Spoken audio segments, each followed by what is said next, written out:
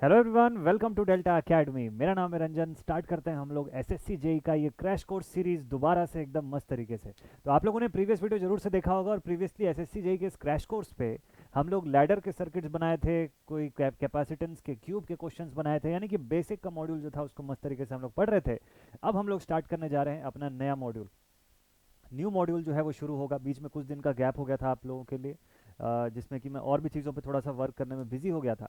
लेकिन अब यहाँ से जो शुरू होगा आपका ये सीरीज़ क्रैश कोर्स का, इसको कंप्लीट करके ही रोकेंगे हम लोग। ठीक है, तो एसएससी का क्रैश कोर्स आपका मस्त तरीके से कंप्लीट होगा, क्योंकि अब पैरेलली आप लोगों के लिए एसएससी के लिए और बढ़िया तरीके के क्वेश्चंस का सेशन चालू होने वाला है। तो एसएससी के लिए अभी आप लोगों के लिए आरएम बैच भी चल रहा था, जो कि अभी रिसेंटली कंप्लीट हुआ।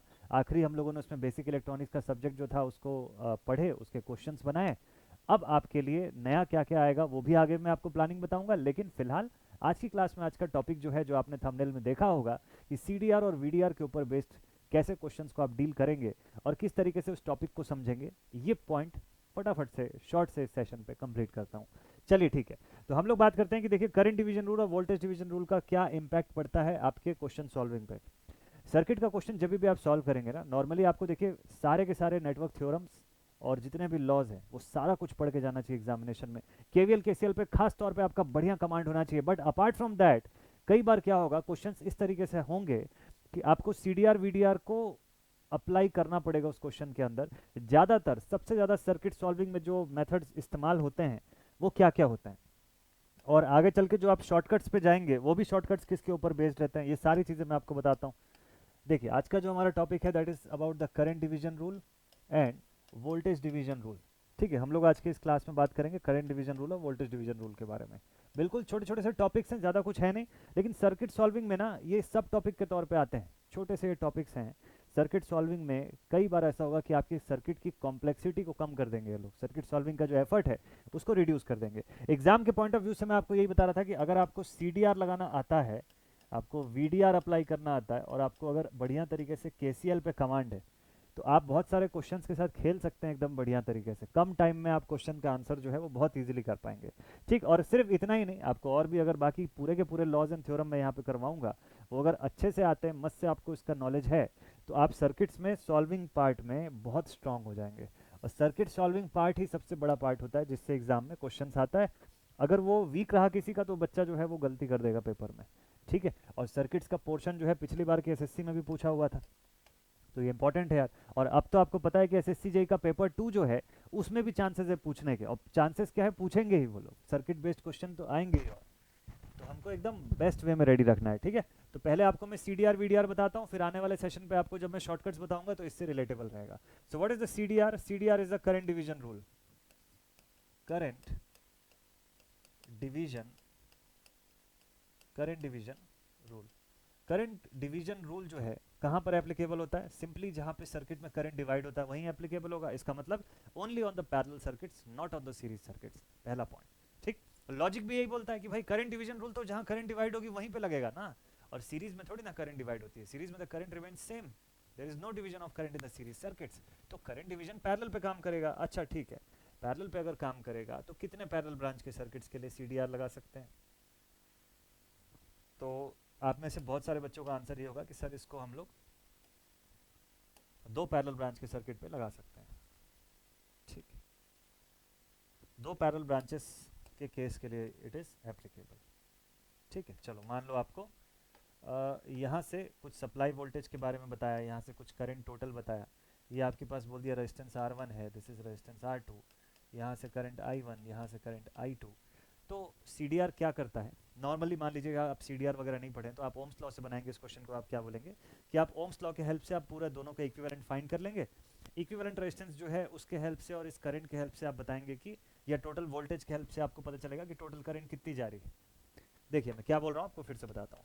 2 मिनट के लिए सोचिए कि आपको सीडीआर के बारे में अभी कोई नॉलेज नहीं, आप सीडीआर कभी नहीं सुने। उस केस में आप इस क्वेश्चन से, मान लीजिए मैं आपको बोलता कि बताइए आई टू की वैल्यू कितनी है, या आई वन की वैल्यू पूछ लेता, आप कैसे फाइंड करते?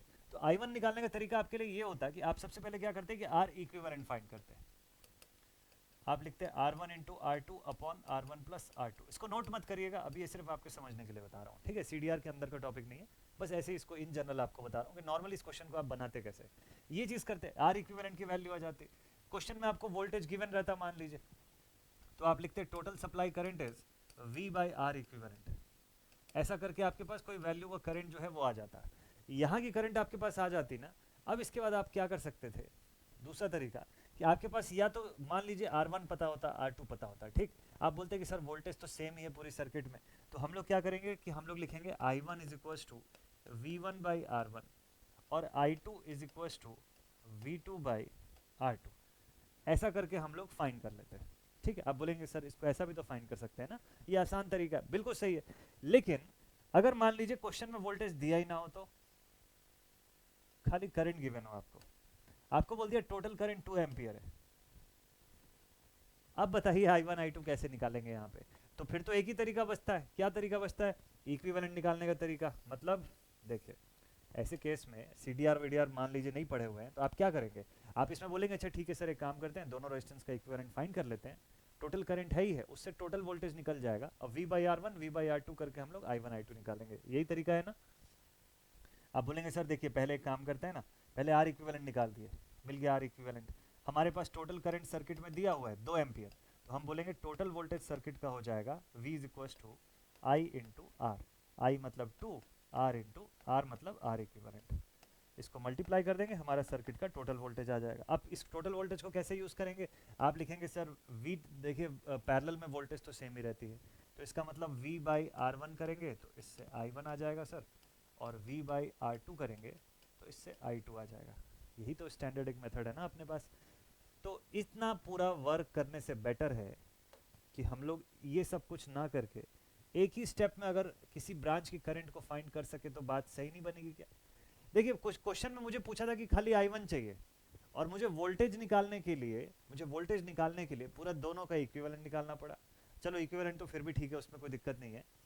मुझे दोनों के केस में इसको डिवाइड कर करके फाइंड करना पड़ रहा है अलग से, V टोटल पूरा बताना पड़ रहा है, जिसमें R2 का भी हाथ है, जिसमें ये I2 करंट का भी कुछ रोल है, ठीक। तो मैं उसको क्यों फाइंड करूं जब मेरे क्वेश्चन में वो पूछा ही नहीं है। तो हमारे पास उससे बेटर एक मेथड होता है, हालांकि उसी से डिराइव्ड होता है, बट एक CDR का मेथड होता है, करंट डिवीजन रूल। ये वहां पे लगता है जहां सर्किट में करंट डिवाइड हो रही है, ऐसे किसी भी जगह पे आप CDR लगा सकते हैं। किसी भी सर्किट में जहां करंट का डिवीजन हो रहा है, वहां CDR लगा के आप उस ब्रांच की करंट को फाइंड आउट कर सकते हैं without calculating the unnecessary branch currents. अब मुझे I1 चाहिए तो मैं I2 क्यों निकालूंगा, मुझे कोई मतलब नहीं है ना I2 से, तो मुझे उसको फाइंड करने की जरूरत भी नहीं है, मैं डायरेक्टली I1 कैलकुलेट कर सकता हूँ बाई करंट डिवीजन रूल। कैसे काम करता है ये, चलिए इसी सर्किट के लिए मैं आपको डिराइव करके बता रहा हूँ इस पॉइंट को। तो करंट डिवीजन रूल लगाने से पहले आप एक पॉइंट को देखिएगा इसके अंदर, कि हम लोग यहाँ लिख सकते हैं I total is equals to I1 plus I2। The total current is given as I1 plus I2, लिख सकते हैं सर। और I1 क्या बोल सकते हो आप, it is V by R1। मान लो यहाँ की अगर वोल्टेज V थी, तो इन दो पॉइंट्स के बीच की पोटेंशियल अगर V है, तो we can write it as V1 by R1, V by R1, क्योंकि वोल्टेज तो सेम रहेगी, I2 की वैल्यू V बाई R2। चलिए पुट कर देते हैं, टोटल करंट हो जाएगा हमारे पास V common 1 by R1 plus 1 by R2। और थोड़ा सिंप्लीफाई कर देते हैं, तो I टोटल हो जाएगा V into R1 plus R2 divided by R1 into R2। देखिएगा एक बार, R1 R2 में कॉमन ले लिया, ऊपर दोनों के मल्टीपल्स जो है उसको क्रिएट कर लिया मैंने, फैक्टर जो है उसको बना लिया, ठीक है। और V का एक्सप्रेशन जो है वो कैसे निकाल लेता हूँ, यहीं से बता देता हूँ मैं। I can say V is equals to, इसको उधर भेज दूंगा मैं, तो ये हो जाएगा R1 into R2 divided by R1 plus R2, ऐसा लिख दिया। V is equals to this whole value went there multiplied with total current I। तो इससे मुझे समझ में आ गया कि सर्किट का जो V पता चलेगा वो ऐसे पता चलेगा, ठीक है, जो वोल्टेज निकालने का तरीका है। बस मुझे क्या नोन होना चाहिए, मुझे R1 R2 रेजिस्टेंस की वैल्यू पता होनी चाहिए, ब्रांच के रेजिस्टेंस की, अपने आप करंट निकल जाएगा उससे। कैसे निकलेगा देखिए, अगर V का एक्सप्रेशन आपके पास आ गया, तो आप देखिए आपके पास I1 चाहिए क्वेश्चन में या I2 चाहिए, उसके दो एक्सप्रेशन है। अगर आपको I1 चाहिए तो कैसे फाइंड करेंगे आप, तो आप देखिए आपने लिखा है I1 is equal to sir V by R1 कर देंगे। और मैंने अभी अभी आपको V की वैल्यू क्या बताई, मैंने आपको बोला V जो होता है total current multiplied with this value. मैंने आपको बताया कि V की जगह पे क्या लिख सकते हैं, total current multiplied with R1 R2 upon R1 plus R2, ऐसे ही बता सकते हैं ना। और देखिए डिवाइड में क्या लिखना चाहिए आपको, R1 से डिवाइड करना चाहिए, तो इंटू 1/R1 भी कर दीजिए। अब इस R1 से ये वाला R1 हो जाएगा कैंसिल, और आपके पास I1 की वैल्यू आ जाएगी I total into R2 divided by R1 plus R2। यही है आपके करंट डिवीजन रूल का एक फॉर्मूला। एक ब्रांच की करंट फाइंड करनी है, ये कर दिया। मान लीजिए दूसरे ब्रांच की करंट पूछता, तो लेट अस सपोज अगर आपको I2 की वैल्यू पूछता तो क्या करते, इसको आप V/R2 लिख देते, फिर V की वैल्यू में आप पुट करते total current multiplied with R1 R2 divided by R1 plus R2 into 1/R2। अब देखिए R2 और R2 कैंसिल आउट हो जाता, you would have got I total into R1 divided by R1 plus R2। So this is the case for second branch current. तो branch current जब जब find करना होगा तो हम लोग इसको नॉर्मली बोलचाल में कैसे बोलते हैं ताकि याद रहे, हम बोलते हैं जो भी ब्रांच करंट फाइंड कर रहे हो उसके लिए आप लिखोगे टोटल करंट मल्टीप्लाइड विथ सामने वाले ब्रांच का रेजिस्टेंस, जहां की करंट फाइंड कर रहे हो उसके ठीक सामने वाले ब्रांच का resistance divide by sum of all. तो आगे से ये स्टेटमेंट तो ठीक है, आप अपने याद रखने के हिसाब से जरूर से ऐसा याद रखिएगा। आगे से इसको एक और स्टेटमेंट के फॉर्म में याद रखिए। कौन सा स्टेटमेंट? इसको आगे से एक और स्टेटमेंट के फॉर्म में ध्यान रखिएगा। इसको बोलने का एक और तरीका होता है। क्या तरीका होता है पता है? आप लिखते हैं I1 is equal to total current multiplied with equivalent resistance divided by R1। ये भी करंट डिवीजन रूल है, ये भी करंट डिवीजन रूल ही है। अब आप बोलेंगे सर ये गलत है, ऐसा हो ही नहीं सकता। देखो आप इस स्टेप को मत देखो ना, इसके पहले वाले स्टेप को देखो, आप इसके जस्ट पहले वाले स्टेप को देखो। मैं आपको इसी को बोलने का दूसरा तरीका दे रहा हूँ। मैं आपको बोल रहा हूँ कि इसको आप ऐसे लिख सकते हैं कि total current multiplied with circuit में जितने भी पैरेलल ब्रांचेस लगे हुए हैं सबका इक्विवेलेंट रेजिस्टेंस डिवाइडेड बाय जिस ब्रांच की करंट फाइंड कर रहे हो उसी से डिवाइड कर दो। ये भी एक तरीका होता है इसको समझने का। एक्चुअल में डिटेल्ड मेथड यही है, लेकिन होता यह है कि हम नॉर्मली दो ब्रांच के पैरेलल सर्किट के लिए ही अप्लाई करते हैं, उसी में हमको आसान पड़ता है ये लगाना। जब 3 ब्रांच हो जाएंगे, 4 ब्रांच हो जाएंगे तो ये इक्विवेलेंट निकालना उतना डिफिकल्ट हो जाएगा। धीरे धीरे जितने पैरेलल ब्रांचेस बढ़ते जाएंगे उतना इक्विवेलेंट निकालना टफ होता चला जाएगा, और उस केस पर आपको वो इक्विवेलेंट वैल्यू फाइंड करना इतना डिफिकल्ट लगेगा कि आप सोचेंगे पहले एक काम करता हूँ सर, उसको इक्विवेलेंट करके पहले 2 ब्रांच में ले आता हूँ, फिर आखिरी में CDR लगा लूंगा। और ये स्मार्ट तरीका भी है, इट इज गुड, इसमें कोई खराबी नहीं है। लेकिन कई बार क्या होता है, थ्योरेटिकल क्वेश्चन ऐसे फंसाते हैं, ठीक है? तो थ्योरेटिकल क्वेश्चन के हिसाब से हमको ये दोनों तरीका पता होना चाहिए कि ये भी मेथड सही है, ये भी मेथड सही है तो एक ही चीज, इसी का एक स्टेप पहले का पार्ट यहाँ पे बताया मैंने आपको, ठीक है? This is a CDR current division rule. कैसे अप्लाई करेंगे आप लोग इसको? लेट अस सपोज आपके पास यहाँ पे कोई क्वेश्चन गिवन है, एक आध सवाल जो है इसका बनाते हैं, आपको क्लियर होगा। कोई बहुत बड़ी चीज नहीं है CDR, बहुत ही स्मॉल छोटी सी चीज है सर्किट सॉल्विंग में, लेकिन आपके लिए हेल्पफुल रहेगा अगर आप CDR से अच्छे से सॉल्व करना सीख गए ना। आगे चल के मैं आपको नेटवर्क थ्योरम्स लॉज पे लेके जाऊंगा, तो कई जगह पे आपको CDR बीच के स्टेप में भी यूज होगा। हो सकता है उससे क्वेश्चन का आंसर ना है पूरा, लेकिन बीच में 1-2 स्टेप में आपको CDR लगाने से क्वेश्चन आसान हो जाएगा। थेवेनिन्स वगैरह में कई बार VTH निकालने के समय करंट डिवीजन और वोल्टेज डिवीजन बहुत काम आता है। अब इसको एग्जाम्पल के तौर पे देखिए, जैसे मान लीजिए कि यहाँ से कोई करंट मैंने आपको बता दिया 10 एम्पेयर की करंट जा रही है, ठीक? और रेजिस्टेंस ले लिए यहाँ पे 3 ओम, यहाँ पे 6 ओम, ठीक? अब आपको कोई बोल दिया कि बताओ 6 ओम से कितनी करंट जा रही है, I डैश की वैल्यू कैसे लगाएंगे? आप सीधे सीधे बोलेंगे by using CDR I can say that I dash is equals to, I dash की वैल्यू लगानी है। बताने का तरीका, इक्विवेलेंट, देखिए total current multiplied with equivalent resistance upon जिस रेजिस्टेंस का कैलकुलेट करना है उस रेजिस्टेंस की वैल्यू, एक तरीका है, ठीक है? इक्विवेलेंट कैसे निकलेगा? 3 इंटू 6 इंटू 3 अपॉन 6 प्लस 3, कितना आंसर आएगा बताइए? 6 इंटू 3 हो गया 18, 6 plus 3 9, 18/9 that is equal to 2। तो R इक्विवेलेंट हो गया 2 डिवाइडेड बाई जिस ब्रांच की करंट फाइंड कर रहे हो उस ब्रांच के रेजिस्टेंस से डिवाइड कर दो। 10 2 हो गया आपके पास 20/6, और 6 3 18.20, फिर 6 3 18, 6 3 18, 6 3 18, 3.333 ampere is the answer sir. बिल्कुल सही है, बढ़िया। अच्छा आप बोलेंगे नहीं सर मैं जैसे याद क्यों, मैं तो वैसे ही बनाऊंगा। चलो ठीक है ना, वैसे ही बना लेते हैं। आप लिखोगे फिर से I dash is equal to total current multiplied with, अब ये जो मेथड मैंने अभी बताया, मान लीजिए आपको दूसरा मेथड जो है वो याद है स्कूल टाइम से, उसी से बनाइए, कोई दिक्कत नहीं है। क्वेश्चन सॉल्व करने से मतलब है यार, मेथड को कैसे भी याद रखो उससे कोई फर्क नहीं पड़ता है, याद होना चाहिए बस, ऑन टाइम वो ध्यान में रहना चाहिए। I dash is equal to total current multiplied with सामने वाले ब्रांच का resistance divided by sum of both the resistance. 6 और 3 9 हो गया, 3 1 जा 3 3 जा 9, ठीक। आई टोटल कितना था, 10 था ना, 10 था, okay. So I dash is equals to 10/3, 3 3 जा 9, 3 3 जा 9, 3 3 जा 9, 3.333। कोई फर्क पड़ा क्या दोनों आंसर्स में? कोई फर्क नहीं पड़ेगा, किसी भी केस में फर्क नहीं पड़ेगा। यहाँ पे भी इतना ही एम्पियर आ रहा है, इधर पे भी 3.333 एम्पियर आ रहा है। आप किसी भी तरीके से सॉल्व करिए, ऑब्वियसली इसी का इलेबोरेटेड वर्जन तो वो है जिससे आप सॉल्व करते हैं, ठीक। दिक्कत कहाँ पे आनी शुरू होगी मैं बताता हूँ आपको। यहाँ तक का केस क्लियर सभी को?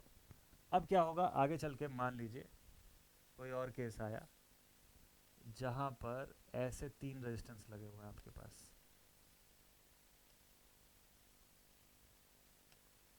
2 ओम, 3 ओम, 1 ओम, ठीक। अब आपको क्वेश्चन में दे दिया यहाँ से 10 एम्पियर की करंट जा रही है, और आपको पूछ लिया बताओ ये बीच वाले 2 ओम से कितने की करंट जाएगी। आपने पढ़ा है CDR। अब आपके पास यहाँ से 2 रास्ते हैं, ठीक। क्या 2 रास्ते हैं? आपको CDR से ही मान लो सॉल्व करना है ना, आपको मान लो CDR से ही सॉल्व करना है। आपको आई डैश की वैल्यू पूछा है यहाँ पे। अब आप सोचेंगे कि CDR से बनाना है तो सर ये 2 चीज़ हो सकता है यहाँ से, या तो मैं 1 और 3 को पैरेलल करके वापस से सर्किट को 2 ब्रांच का सर्किट बना दूं और फिर सॉल्व कर लूँ। अच्छा है, स्मार्ट मूव है, बिल्कुल ऐसा करना चाहिए। या दूसरा ऑप्शन कि आपने नया नया CDR सीखा है, आप सोचे कि चलो जब CDR सीखे ही है तो 3 ब्रांच वाले को भी सॉल्व करते हैं। सर तो बोले थे कि n नंबर ऑफ ब्रांच का पैरेलल, जितने दूर तक पैरेलल निकाल सकते हो उतने दूर तक CDR भी लगा सकते हो, ठीक है। 50 ब्रांच भी साथ में पैरेलल में लगी होंगी तो भी CDR एप्लीकेबल है वहाँ पे। ऐसा नहीं है कि सिर्फ 2 पे ही एप्लीकेबल है।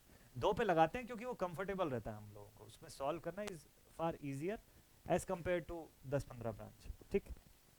तो यहाँ पे अब कोई बच्चा बोलेगा सर 1 से 3 को पैरेलल सॉल्व कर देते हैं, इसको एक ब्रांच बना देते हैं और फिर उसको 2 के साथ सॉल्व करके आई डैश बताएंगे। वो स्मार्ट मूव है, कर लो आप ऐसा, that is a good thing. या फिर आप एक साथ लगाने जाओगे CDR। अगर एक साथ सॉल्व करने जाओगे तो देखो आप कैसे लिखोगे, आप लिखोगे I dash is equals to again the total current 10। अब देखिए मिस्टेक कहाँ पे होता है मैं आपको बताता हूँ।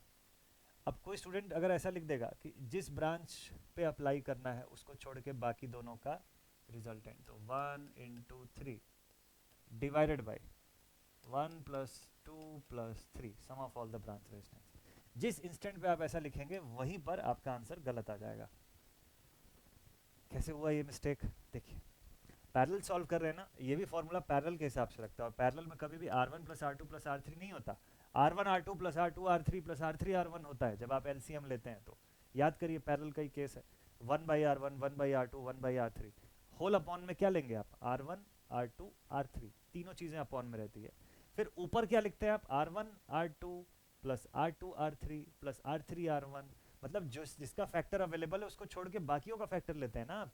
तो यहाँ पे खाली 1 2 3 लिखने से थोड़ी ना होगा, तो आपको क्या लिखना चाहिए, यहाँ लिखना चाहिए आपको 10 मल्टीप्लाइड विथ, देखिए यहाँ का आप फाइंड कर रहे हैं ना करंट, तो इस रेजिस्टेंस को मान लो आप छोड़ दिया आपके अकॉर्डिंग, तो आप लिखेंगे 1 into 3 divided by R1 R2 यानी कि 1 into 2 plus R2 R3 plus R3 into R1।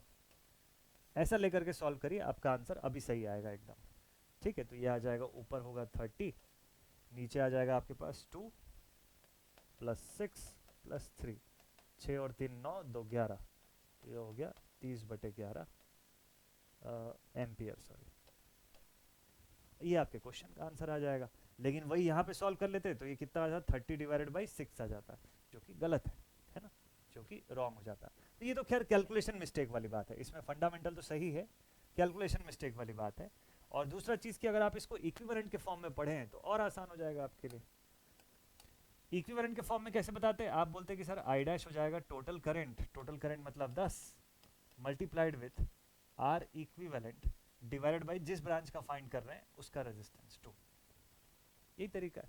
तो आप इसको सॉल्व कर लेते हैं, आप बोलते हैं ये 5 multiplied with R equivalent.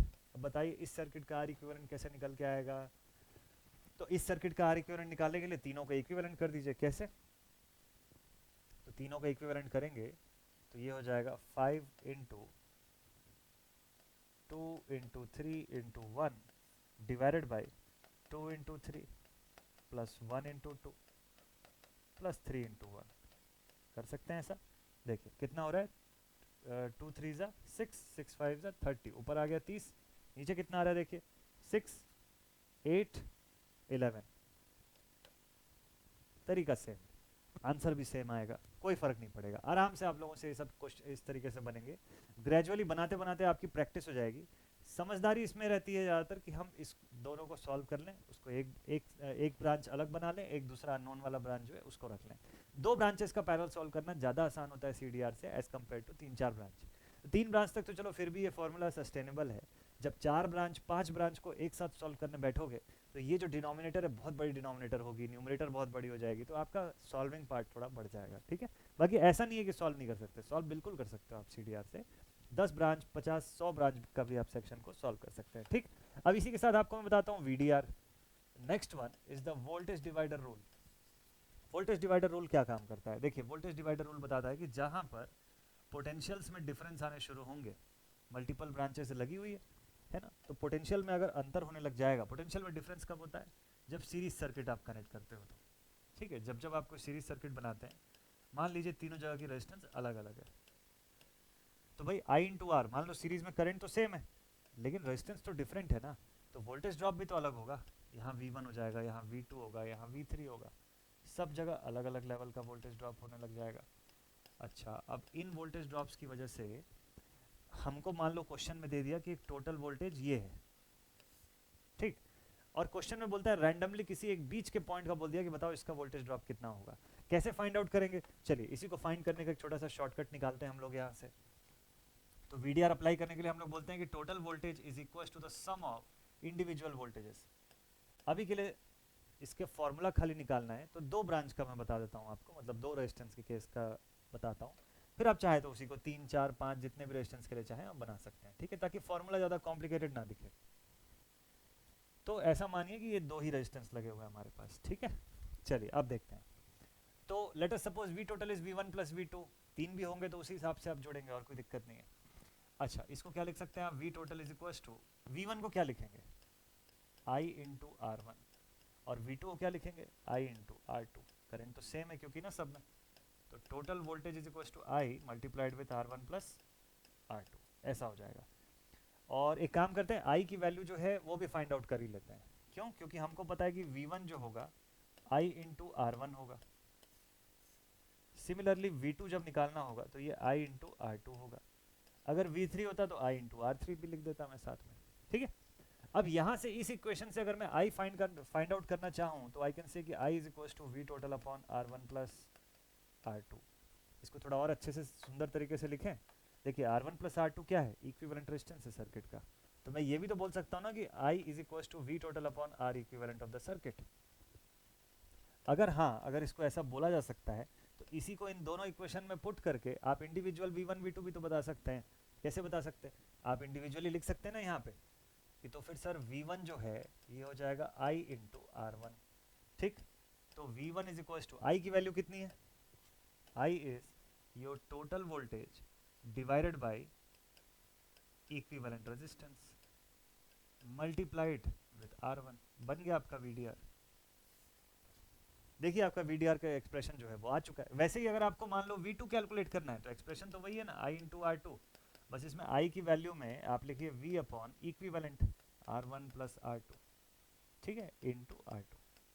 So this is your value of V2। इसी को तो हम लोग लिखते हैं। तो मतलब हमको ये समझ में आता है कि अगर कोई भी ब्रांच का हमको फाइंड करना है, लेट अस सपोज किसी भी ब्रांच का, ब्रांच X है, उसकी वोल्टेज हमको फाइंड करनी है, तो हम लोग लिखेंगे the total voltage multiplied with उस ब्रांच का resistance Rx divided by equivalent resistance of the entire circuit, entire series network. ये इसका स्टैंडर्ड तरीका होता है VDR के बनने का। ठीक है, तो this is the voltage division rule. यही वोल्टेज डिवीजन रूल है जो आपको बताता है किसी सर्किट में वोल्टेज कहाँ पे कितनी डिवाइड होगी। क्वेश्चन बना है इसका? चलिए कुछ क्वेश्चन बनवाता हूँ आप लोगों को इसका।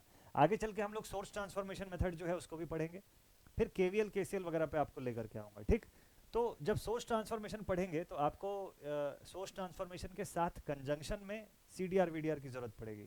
तो अगर आप CDR VDR में अच्छे तरीके से सॉल्व करना जानते हैं, आसान हो जाएगा आपके लिए। फिर आपको मैं एक और छोटा सा तरीका बताऊंगा, रेशियो मेथड वगैरह से भी हम लोग सॉल्व करेंगे, और उससे भी छोटा एक आध मेथड बताऊंगा जिससे कि ब्रांच करंट्स का कैलकुलेशन आपके लिए और आसान हो जाएगा, खास तौर पे पैरेलल ब्रांच। चलिए 2-3 क्वेश्चन है वो बनाते हैं, उससे आपको जो टॉपिक अभी पढ़े उसकी क्लैरिटी और अच्छे से होगी। तो पहला क्वेश्चन आपके सामने ये है, जल्दी से आप लोग इसका आंसर करिए फटाफट से। इस क्वेश्चन का आंसर क्या होगा आपके अकॉर्डिंग सोच के बताइएगा। लिखा है which of the following is the correct expression for the current in branch x of a parallel connected x and y branch resistance supplied by a current of I dash. आपके पास parallel connected branch है, ठीक है, x और y, और उनकी resistance Rx और Ry होगी obviously.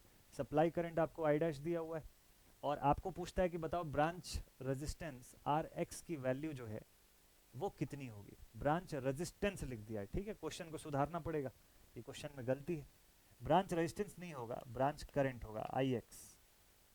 ये जितनी भी स्पेसेस हैं यहाँ पे आप Ix निकाल रहे हैं, ठीक है, Rx नहीं निकाल रहे हैं, ध्यान रखिएगा। रेजिस्टेंस नहीं फाइंड कर रहे हैं हम लोग, करंट फाइंड कर रहे हैं उस ब्रांच का। चलिए अभी बताइए, तो अभी बताइएगा which of the following is the correct expression for current in the branch x। Current in the branch x पूछा आपको, तो सर्किट ड्रॉ कर लेते हैं। आई होप अभी तक आप लोगों का आंसर आ गया होगा, ठीक है, अभी तक तो आप सबका आंसर आ गया होगा ना। चलिए मैं सर्किट ड्रॉ करके आपको बताता हूँ। क्वेश्चन में आपको ऐसा सर्किट दिया है, एक ब्रांच की रेजिस्टेंस आपको Rx गिवन है, दूसरे ब्रांच की रेजिस्टेंस Ry गिवन है, और यहाँ से करंट कुछ आ रहा है I डैश, तो ऑब्वियसली यहाँ से Ix होगा और यहाँ से Iy होगा। ये सर्किट है। आपको बोला बताओ Rx की वैल्यू क्या होगी, मतलब Ix की वैल्यू क्या होगी, सॉरी। तो आप अपने CDR का एक्सप्रेशन से आप लिखेंगे Ix हो जाएगा sir I total multiplied with सामने वाले ब्रांच का रेजिस्टेंस यानी Ry डिवाइडेड बाई दोनों ब्रांच का रेजिस्टेंस Rx प्लस Ry। यही एक्सप्रेशन होना चाहिए आपका, लेकिन ये आपको ऑप्शन में दिखेगा ही नहीं कहीं पे। आपने अगर आंसर किया होगा, अपने आंसर को एक बार देख लीजिएगा, हो सकता है आपने सही आंसर किया होगा, हो सकता है गलत आंसर किया होगा, ठीक है। ऑप्शन में चेक करेंगे आप, सबसे पहला अटेम्प्ट में आप इसी को लिखेंगे अगर, तो आप चेक करेंगे तो ये ऑप्शन में कहाँ पे दिख रहा है आपको, दिख रहा है Rx Ry upon sum of this multiplied with current. चलो करंट तो हर जगह है, बस खाली इतने को चेक कर लीजिए। तो Rx upon Rx plus Ry, Rx तो है ही नहीं, R equivalent upon Rx, R equivalent upon Ry, तो मतलब ये क्वेश्चन किस फॉर्मेट में दिया आपको पता है, जो जस्ट मैंने आपको इससे एक स्टेप पहले जो बताया था उस फॉर्मेट में दिया है। क्वेश्चन आपको बोलता है कि Ix बराबर, इसी को लिखने के दूसरे तरीके से दिया हुआ है क्वेश्चन आपको, मतलब टोटल करंट या I डैश मान लो इसको, into R equivalent divided by जिस ब्रांच की आप करंट फाइंड कर रहे हैं उसी ब्रांच की रेजिस्टेंस से डिवाइड करिएगा। देखिए ये फॉर्मेट आपको दिख जाएगा कहीं ना कहीं, इस जगह पे दिख रहा है आपको, ऑप्शन सी पे, यहाँ पे दिखेगा। समझ गए? तो एग्जाम में कैसे ट्विस्ट करके पूछ सकता है इस चीज को। एक नंबर का क्वेश्चन पूछेगा और उसमें मात्र आपको 30 सेकेंड्स अवेलेबल रहेंगे आपके पास, तो जस्ट विद इन 30 सेकेंड आपको इसका आंसर करना है। वहां इतना सोचने का समय नहीं रहेगा कि आप इसको डिराइव कर करके देखें। आपको दो तरीका पता रहना चाहिए पूरा, इसको कैसे बोलते हैं हम लोग, बात वही है, फॉर्मूला वही है, इसमें कोई अलग चीज नहीं है, लेकिन उसके बोलने का तरीका जो है वो अलग है। जब हम ये बोल के याद करते हैं कि सामने वाली ब्रांच का resistance divided by sum of both, तो उसके साथ साथ हमको एक और तरीका पता होना चाहिए कि equivalent resistance divided by the same branch resistance, ये भी किया जा सकता है, और even this is a right condition, ठीक है। तो एग्जामिनेशन में आपको हो सकता है ऐसा क्वेश्चन भी दे दे, CDR वगैरह से बना लेंगे ऐसा सवाल, ट्विस्ट करके पूछेगा। देखिए जेई वगैरह के पेपर में ऐसा नहीं है कि कोई बहुत डिफिकल्ट सवाल पूछ लेगा आपको, क्वेश्चन वही रहेगा, पूछने का तरीका कुछ और रहेगा, और फंस जाते हैं इसके अंदर बहुत सारे लोग। हमको ट्रैप नहीं होना है ऐसे केसेस पे, ठीक है, एकदम मस्त क्लियर बाहर निकलना है, एकदम बढ़िया तरीके से सॉल्व करके। चलिए अगला क्वेश्चन लेते हैं। नेक्स्ट क्वेश्चन बोलता है in an electronic circuit the potential difference across any one register is a fraction of the total voltage applied across the series combination such a circuit is called. बहुत बढ़िया से घुमा फिरा के अंग्रेजी में लिखा हुआ है इस क्वेश्चन को, चलिए देखते हैं। बोलता है इलेक्ट्रॉनिक सर्किट है, पोटेंशियल डिफरेंस किसी एक रजिस्टर के अक्रॉस, इलेक्ट्रॉनिक सर्किट है, हो सकता है मल्टीपल रेजिस्टेंस होंगे हमारे पास। बोलता है पोटेंशियल डिफरेंस किसी एक रेजिस्टर्स के अक्रॉस जो है it is the fraction of the total voltage applied across the series combination. Total voltage जो हमने लगाया है इस सीरीज कॉम्बिनेशन के अक्रॉस, उसका एक हिस्सा है, एक फ्रैक्शन है। समझ गए अभी पूरे स्लो मोशन में इस क्वेश्चन का एक्सप्लेनेशन। तो आपको बोलता है कि ये जो पोटेंशियल डिफरेंस है या जो ड्रॉप है किसी रेजिस्टेंस के अक्रॉस, ये टोटल अप्लाइड वोल्टेज का मात्र एक हिस्सा है, ठीक है। तो ऐसी सर्किट को हम लोग क्या बोलते हैं, ऐसी सर्किट को हम लोग बताइए, करंट डिवाइडर सर्किट तो नहीं बोलेंगे ना, क्योंकि सीरीज सर्किट है ना, तो यहाँ तो करंट सेम रहेगी, इतना तो फिक्स है। तो क्या डिवाइड हो रहा होगा, वोल्टेज डिवाइड हो रहा है। अगर ये 20 वोल्ट का पोटेंशियल था तो हो सकता है इसमें से 5 वोल्ट का ड्रॉप यहाँ हुआ होगा, बाकी कुछ कुछ वोल्टेज का ड्रॉप बाकी जगह पे भी हुआ होगा। तो ये वोल्टेज डिवाइडर सर्किट है, this is what, this is a voltage voltage divider circuit, voltage divider circuit, इसी चीज को आप यहाँ पे आइडेंटिफाई कर लीजिए। देखिए ए ऑप्शन पे लिखा हुआ है।